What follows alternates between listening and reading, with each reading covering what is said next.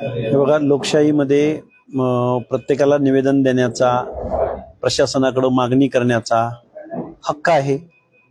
प्रशासनानं त्या गोष्टीची खातरजमा करून त्याच्यावरती कारवाई करणं अपेक्षित आहे. हे एक ह्या महाराष्ट्रामध्ये, देशामध्ये एक प्रोसेस आहे.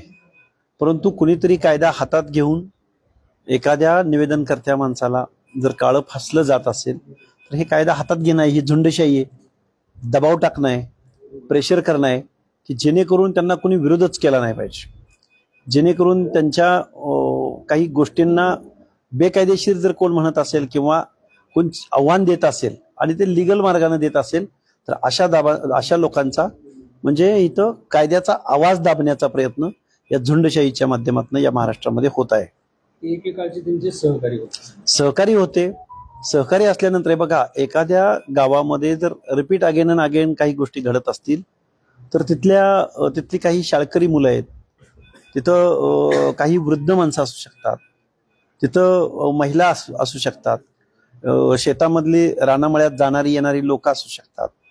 या सगळ्या गोष्टीवरती त्याचा डायरेक्ट इनडायरेक्ट इन्फ्लुएन्स आहे.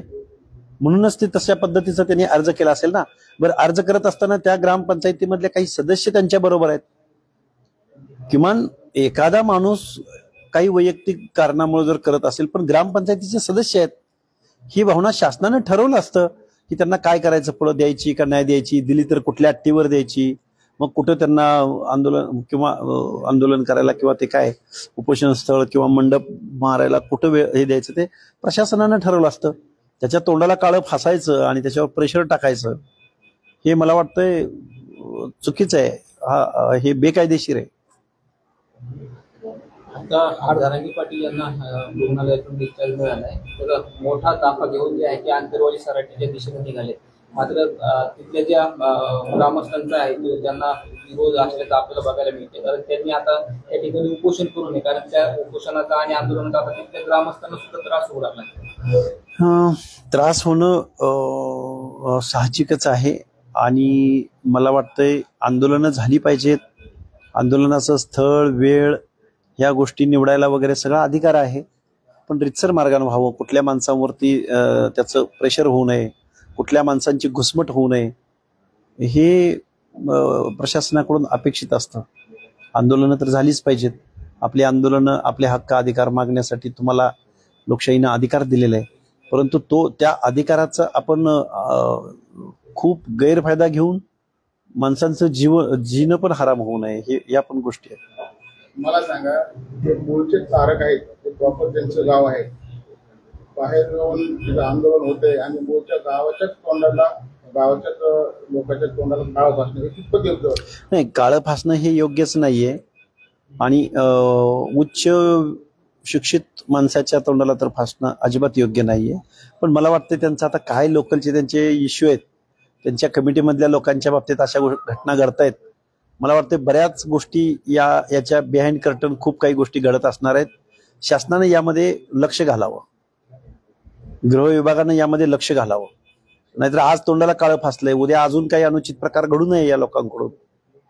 कारण आत्ताची जी त्यांची वाटचाल आहे, बिहेव आहे, हे मला वाटतंय खूप काहीतरी त्यांच्यामध्ये आतमध्ये घुसमट आहे, तेव्हाच अशा घटना घडत आहेत.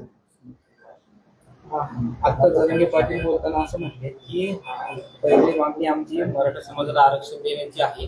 जर तुम्ही सगळी सोयरी शब्दाची अंमलबजावणी नाही केली तर हैदराबादचे गॅजेट किंवा मग सातारा संस्थांचे गॅजेट, तिन्ही गॅजेट जे आहे ते म्हणजे त्याची अंमलबजावणी करा, अशा पद्धतीची बँक मागणी. ते काय मागणी करतात हे मलाच कळलेलं नाही आतापर्यंत. म्हणजे काय किती प्रत्येक आंदोलनात त्यांची मागणी वेगळी असते आणि ती इलॉजिकल, अतार्किक, जी गोष्ट कधीच होणार नाही अशा गोष्टींची ते मागणी करतायत. कोण सल्लागार आहे त्यांचं मला कळत नाही. पण ह्या मागण्या आणि मला वाटतं हे बघा, ह्या आरक्षणाच्या नावाखाली इथं काहीतरी प्रचंड पॉलिटिकल त्यांचा अजेंडा आहे. आरक्षणाची मागणी करायची, लोकांना भावनिक करायचं, मिसगाईड करायचं, तरुणांना मिसगाईड करायचं, तरुणांना दाखवायचं एक आणि यांच्या कृती मात्र पूर्णतः वेगळ्या आहेत. याच्या पाठीमागं खूप मोठं राजकीय षड्यंत्र आहे. कारण लोकसभेला त्यांनी ते दाखवून दिलेलं आहे. त्यामुळं मला ह्या गोष्टीमध्ये काय एवढं हे नाही वाटत. कोण असू शकते तुम्हाला काय वाटतं? कोण ते आता ते जनतेला माहिती आहे ना, ते कुणाच्या बाजूनं बोलतात, कुणाचा प्रचार करतात, कुणासाठी काम करतात, हे मी इथं सांगण्यापेक्षा जनतेला माहिती आहे, पूर्ण माहिती आहे इथल्या लोकांना. जरांगे पाटील असं म्हणत होतं की बॉम्बे हायकोर्टचे जे जजमेंट आहे किंवा साताऱ्याचे आहे, हे जे डाव प्रतिडाव जे टाकायचे चालले म्हणजे सरकारतर्फे मराठा विरोधात, तर मी सुद्धा ते डाव टाकलेले की हे जे 4 प्रकारचे जे त्यांना एक निवेदन दिलेलं किंवा 4 प्रकारामधून एकाच तरी आम्ही बदलो तरी हा विजय आमचा आहे. ते काय म्हणले आता तुमचा प्रश्न पण मला कळला नाही. त्यांचं काय म्हणणं आहे की बॉम्बे हायकोर्ट त्याप्रकारे सातारा आणि नाशिकचे काहीतरी अशा एक्झर्शननं काही होणार नाही साहेब. आपण सरळ सरळ सुप्रीम कोर्टाच्या जजमेंटचं उल्लंघन करतोय. आपण कुणबीच्या नोंदी काढून आपण ओबीसी मध्ये घुसण्याचा प्रयत्न करत आहोत. हे इलॉजिकल आहे. हे काय खूप अवघड गोष्टी आहेत या सगळ्या. महाराष्ट्रामध्ये जे काही ते मागणी करतायत. जरांगे पाटील असं म्हणतात की थोडं थांबा, पुढे मोठा धमाका होणार आहे. शंभूराज देसाई म्हणाले आहेत की 13 जुलैपर्यंत थांबा. धमाका आता काय होतोय बघूया आपण. आता ते थांबा म्हणलेत म्हणजे आपण थांबलं पाहिजे. धमाका झाल्यावरच आपल्याला कळल. फक्त धमाका बेकायदेशीर नसावा. बेकायदेशीर धमाका असेल आणि ओबीसी विजयंती एसबीसीच्या आरक्षणावर जर काही गदा आणणारा असेल तर आम्ही त्याला लोकशाही मार्गाने निश्चित प्रत्युत्तर म्हणजे आम्ही त्यांना विचारू. कॉन्फिडेंट कसं की देसाई 13 जुलैपर्यंत थांबा म्हणलेत आणि धमाका होणार?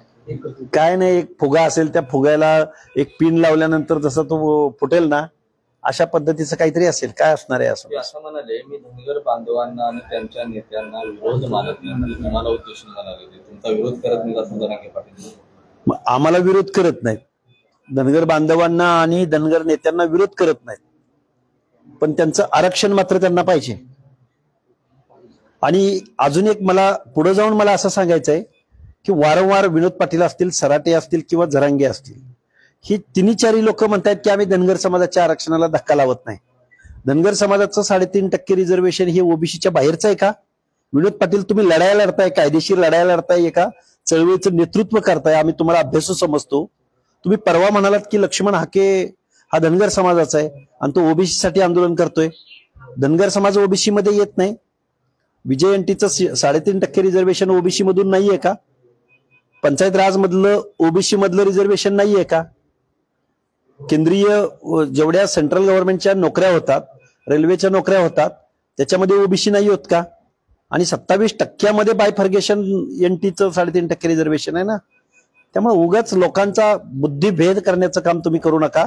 आणि धनगर समाजाचं कर्तव्य आहे 3.5% रिझर्वेशनचे आम्ही जर ओबीसी मधल्या वाटेकरी असू तर ह्या सगळ्या 29% रिझर्वेशन म्हणजे 27% ओबीसी आणि वरचे 2 आमच्या एसबीसी या लोकांच्या रिझर्वेशनचं संरक्षण करण्याची जबाबदारी माझ्या धनगर समाजानं पुढे येऊन घेतली. तर त्यात तुम्हाला डोळ्यात खुपण्यासारख्या काय गोष्टी आहेत? आम्ही हे आमच्या हक्काचं, आमच्या ताटातलं, आमची पोरं शिक्षण नोकऱ्यामध्ये आता कुठेतरी त्यांना थोडीशी संधी मिळायला लागली म्हणजे आमच्या ताटातलं तुम्ही हिरावून घेणार आणि आमचा त्यांना विरोध नाही म्हणणार. हा कुठला मानभावी कावा तुमचा? बोगस कुणबी दाखले रद्द करण्यासाठी हालचाली सुरू झालेल्या आहेत आणि तुमच्या सहकार्याने अर्ज केलेला आहे, त्यामुळे कुणबी नोंदीची झाडाझडती होणार असल्याचं मी महाराष्ट्रातल्या या पीसीच्या माध्यमातून महाराष्ट्रातल्या ओबीसी बांधवांना, कार्यकर्त्यांना मी विनंती करणार आहे की तुम्ही प्रत्येक तालुक्याला तुम्ही अर्ज केले पाहिजेत आरटीआय अंतर्गत. आणि त्या अर्जामधून ही माहिती, कारण हे शासन देणार नाही, आपल्या लाखो हरकती आहेत, आपण श्वेतपत्रिका मागितली पण ह्याच्यावर शासन कुठली हालचाल करणार नाही. पण प्रत्येक तालुक्याला गेल्या काही महिन्यामध्ये ज्या कुणबीच्या नोंदी दिलेल्या आहेत त्याची विस्तृत माहिती आरटीआय अंतर्गत आपण मागितली पाहिजे, माहिती घेतली पाहिजे. आपण एकत्र बसू आणि मग आपण प्रत्येक तालुक्याला प्रत्येकाने ही आपली हक्क आणि अधिकार वाचवण्याची आणि हे जे काही एक्झर्शन, बेकायदेशीर एक्झर्शन करून राहिलेलं आहे शासन, त्याच्या विरोधामध्ये तुम्हाला आम्हाला ही न्यायालयीन लढाई सुद्धा लढली पाहिजे. आपण कोर्टात आहोत, कोर्टातल्या हिअरिंग सुद्धा होत नाहीत वेळच्या वेळेवर, पण याच्याही पलीकडे जाऊन आरटीआय अंतर्गत आपण ह्या सगळ्या गोष्टी, जबाबदार तरुणांना, सुशिक्षित तरुणांना माझी विनंती आहे की प्रत्येक तालुक्याला आपला आरटीआयचा अर्ज गेला पाहिजे. आणि किती नोंदी झाल्यात कुणब्यांच्या, मराठा कुणबी, कुणबी मराठा किंवा कुणबी, याची आपल्याला माहिती काढली पाहिजे, असे माझे आव्हान आहे. तुम्ही म्हणालात की मराठी आणि कुणबी यांचे देव आहेत, राहणीमान वेगळे आहे. मग आदिवासी नेते हेच म्हणतात की धनगर आणि आदिवासी यांच्यातही फरक आहे, म्हणून ते एसटीतून इतरांना आरक्षण देण्यास नकार देतात. तुम्ही काय सांगा? हे बघा, धनगर आणि आदिवासी एक आहेत असं कधीही धनगरांनी म्हटलेलं नाही. हे कुणबी आणि मराठा एक आहेत असं म्हणतायत, म्हणून मी देवदेवाक वेगळे आहेत असं म्हणतोय मी. आदिवासी मधल्या गोंड, भिल्ल हे वेगवेगळ्याच आहेत ना. गोंड जमातीचे देवदेवाक, त्यांची राहणीमान हे वेगळं आहे आणि भिल्ल लोकांचं वेगळं आहे. त्याच पद्धतीनं धनगर कम्युनिटीचं वेगळं असू शकतं. त्यामुळं मी कुणबी आणि मराठा आणि कुणबी एकच आहेत या म्हणण्याला तो माझा प्रतिवाद आहे. त्यामुळं आणि हे बघा, एसटीची आमची लढाई आहे का, तर आहे. आमच्या 4 पिढ्या लढत आलेल्या आहेत. ती आमची लढाई तशीच राहणार आहे. आम्हाला एसटी मिळणार आहे म्हणून आमचे आत्ता कपडे उतरवणार असाल तुम्ही, तुम्हाला सूट बूट देणार आहोत. तो कसला आहे, तो कुठल्या रंगाचा आहे, तो मिळणारच आहे का, तो मिळायच्या अगोदरच जर तुम्ही आमचे कपडे उतरवणार असाल तर आम्ही असे कसे कपडे उतरवू देऊ. आमच्या ताटातलं हक्काचं आमचं ओबीसी रिझर्वेशन अंतर्गत येणारं एनटीचं आरक्षण वाचवणं हे पण आमचं प्रायोरिटीनं काम आहे आता सध्या. म्हणून जरांगे पाटलांचं हेच म्हणणं आहे की हाके हे खऱ्या अर्थाने एसटी साठी लढायला पाहिजे होते. त्यांचा अधिकार होता तो एसटी मधून आम्हाला आरक्षण पाहिजे, परंतु कोणातरी सांगण्यावरून ओबीसी साठी लढत बसले. ओबीसी साठी म्हणजे आम्ही ओबीसी मध्ये नाही होत का? जरांगेंचा अभ्यास नाही, एक काडीचा सुद्धा अभ्यास नाही ग्रामीण भाषेत. अरे हाच लक्ष्मण हाके एसटी आरक्षणासाठी 2014 बारामतीमध्ये शारदा प्रांगणामध्ये 9 दिवस उपोषण केलेला होता. 5 लाखापेक्षा जास्त लोकांना आम्ही कलेक्ट केलेलं होतं.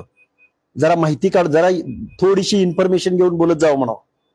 आणि एसटीची लढाई आमची डिफरंट आहे, पण एसटीची लढाई आमची चालू असताना आमचं जर आमच्या ताटातलं कोण हिरावून घेत असेल तर ते वाचवण्यासाठी काय आमचे छोटे छोटे मायक्रो घटक पुढे येणार आहेत का? आणि त्यांनी आमचं रिझर्वेशन वाचवावं असं धनगर समाजाला वाटतंय का? आमच्या धनगर समाजाचे सगळे नेते आमचं विजय एनटीचं, आमचं ओबीसीचं आरक्षण वाचलं पाहिजे, आमच्या सगळ्यांमध्ये एकमत आहे.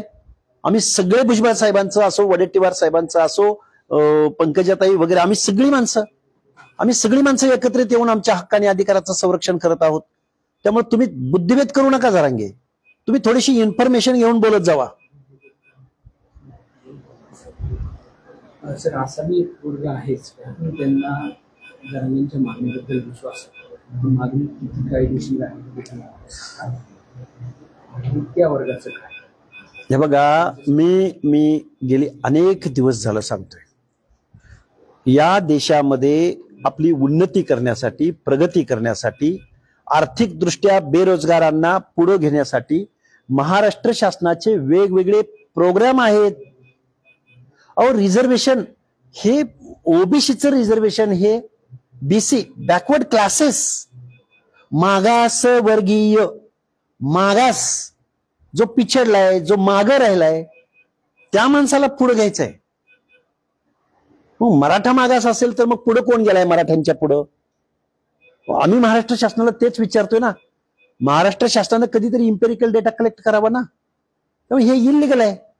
मराठा मागास असेल तर मग पुढे कोणतरी सुतार, लोहार, कुंभार, परीट, गुरव, घरशी, नाभिक, मेंढपा, बंजारा, वंजारी, माळी, कोणतरी त्यांच्या पुढे गेलेला पाहिजे ना. कोणतरी त्यांच्यापेक्षा 5-50 कारखान्यांचे मालक पाहिजेत ना या ओबीसी पैकी. कोणतरी त्यांच्यापैकी 5-25 आमदार पाहिजेत, खासदार पाहिजेत. त्यांच्यापैकी डीसीसी बँकांचे डायरेक्टर्स पाहिजेत. Large scale, small scale business मधले उद्योगपती पाहिजेत ओबीसीचे. असं काय आहे का या महाराष्ट्रामध्ये? म्हणून तर म्हणतोय ना, इम्पेरिकल डेटा कलेक्ट झाला पाहिजे आणि अधिकृतरित्या कलेक्ट झाला पाहिजे. पण शासन त्यापासून पळ काढतंय, लांब पळतंय. एकदा शासनाला अधिकृतरित्या विचारलं पाहिजे तुम्ही, आम्ही सगळ्या लोकांनी, की नोकऱ्यामधलं क्लास 1, क्लास 2, क्लास 3, क्लास 4 कुणाचं प्रतिनिधित्व आहे? लोकसंख्येच्या प्रमाणामध्ये मराठा समाजाचं रिप्रेझेंटेशन माझ्या माहितीनुसार हे त्यांचं 3 ते 4 पट प्रतिनिधित्व या माझ्या महाराष्ट्राच्या व्यवस्थेमधलं आहे, शासन प्रशासनामधलं, लॉ ज्युडिशरी मधलं आहे. आणि मग एखाद्या कम्युनिटीचं जर एवढं प्रशासनामध्ये प्रतिनिधित्व असेल तर तो समाज या ओबीसीपेक्षा मागासलेला कसा असू शकतो? ह्या फॅक्टवरती ना शासन काम करायला तयार आहे, ना विरोधी पक्ष काम करायला तयार आहेत, ना इथले कोण नेते काम करायला तयार आहेत. कुणीतरी उठायचं, फुल उठवायची, आपल्याला पाहिजे त्यांना आहे तर आम्हाला का नाही, माळ्याला आहे तर आम्हाला का नाही, माळ्यांनी लय खाल्लंय, माळ्यांनी सगळं हे करून खाल्लंय, धनगरांनी खाल्लंय, या 2-4 जातींनी खाल्लंय, बारक्या जातींना मिळूच दिलं नाही. अरे तुम्ही देताय किती, त्यांच्या थाळीत वाढताय किती, तुम्ही प्रत्येक बजेटला पैसे देता किती, त्यांच्या आश्रमशाळांना वेळेवर पैसे देता का, त्यांच्या कट ऑफ बद्दल तुमच्याकडे काही धोरण आहे का, त्यांना काही 4-5 कारखाने वाटलेत का, त्यांना कुठे त्यांचे काही एज्युकेशनल हब उभे केलेत का, त्या भटक्या विमुक्तांच्या पोरांना स्पोर्ट्समध्ये त्यांची एक खूप मोठी क्षमता आहे. माझ्या बेरड रामोशींच्या पोरांची, मेंढपाळ धनगरांच्या पोरांची, रनिंग मधली, ऍथलेट मधली, कुस्त्यांमधलं खूप मोठं प्रावीण्य आहे. अरे पोरं वार लावून जेवून वर्गण्या काढून पोरं त्या कुस्त्यांमध्ये काम करतायत, त्यांना शासन प्रोटेक्ट करत नाही. बेरड समाजाच्या पोरं ऍथलीटमध्ये पळतायत, नोकर भरतीमध्ये, मिलिटरी पोलीस भरतीमध्ये पळायचा, नोकरीमध्ये भरती होण्याचा प्रयत्न करतायत, त्यांना कुठल्याही प्रकारचं प्रोटेक्शन गव्हर्नमेंट देत नाही. काय चाललंय महाराष्ट्रात? दारंगे पाटील असंही म्हणाले, हैदराबाद असेल, सातारा, बॉम्बे गॅझेट आणि 33-34च्या नोंदी लागू केल्या तर मराठा समाजाला आरक्षण मिळेल. अहो हे बघा, सुतावरून स्वर्ग गाठायचा प्रयत्न जरांगेंनी करू नये. सुतावरून स्वर्ग, अरे एखाद्या कम्युनिटीला रिझर्वेशन इश्यू करत असताना त्याला काहीतरी गोष्टी आहेत, ते या सगळ्या गोष्टींचं अनालिसिस होणं आवश्यक आहे. लाभच मिळवून द्यायचा आहे ना, त्यांची उन्नतीच करायची आहे ना. मराठा समाजाच्या तरुणांची अनेक योजना आहेत ना, अनेक योजना रिफॉर्म करू शकता ना. मागच्याच पॉलिसीवर तुम्हाला पुढे चाललं पाहिजे असं कुणी सांगितलंय? आणि जरांगे साहेबांच्या सल्लागारांना माझं सांगणं आहे, अरे खाऊ ज्या, खाजगीकरण, उदारीकरण, जागतिकीकरणाच्या या रेट्यामध्ये अरे नोकऱ्या शिल्लक राहिलेत कुठं? शासन प्रत्येक गोष्टीमधून, आत्ताच्या शासनानं 9 खाजगी एजन्सीच्या माध्यमातून, आउटसोर्सिंगच्या माध्यमातून नोकर भरती सुरू केली. कुठलं रिझर्वेशन, कुणाला मिळते प्रतिनिधित्व, कुणाच्या घरावर कौलं आलेत? ओबीसीच्या घरावर कौलं बसलीत का ओबीसीच्या रिझर्वेशनमुळं? पण त्यांना जे संविधानानं दिलंय, घटनेनं दिलंय, त्या आमच्या सगळ्या भटक्या विमुक्त ओबीसीना जगू द्या, त्यांना प्रवाहामध्ये पुढे येण्यासाठी थोडंसं प्रतिनिधित्व मिळू द्या. याचा अभ्यास या महाराष्ट्रानं करणं आवश्यक आहे. एबीपी माझा, उघडा डोळे बघा नीट.